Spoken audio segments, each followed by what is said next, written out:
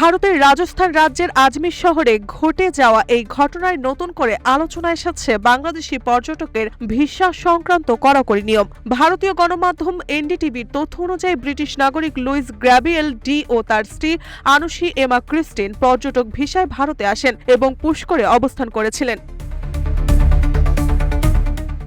গত ২১ জানুয়ারি গোয়েন্দা বিভাগ জানতে পারে এই দম্পতি আজমিরের বিভিন্ন জনসমাগমপূর্ণ এলাকায় ফ্রি প্যালেস্টাইন লেখার স্টিকার লাগাচ্ছেন। বিষয়টি নজরে আসার পর সিসিটিভি ফুটেজ ও স্থানীয় সূত্রের মাধ্যমে তাদের শনাক্ত করা হয়।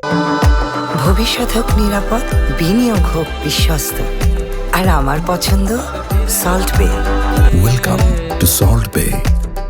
গোয়েন্দা তথ্যের ভিত্তিতে জেলা পুলিশকে জানানো হলে অতিরিক্ত পুলিশ সুপারিনটেনডেন্ট রাজেশ মিনার নেতৃত্বে একটি দল তাদের জিজ্ঞাসাবাদ করে। পুলিশ জানায় পর্যটক ভিসা থেকে কোনো ধরনের রাজনৈতিক বা আদর্শিক কর্মকাণ্ডে অংশ নেওয়া আইনত নিষিদ্ধ, যা এই দম্পতির ক্ষেত্রে লঙ্ঘিত হয়েছে।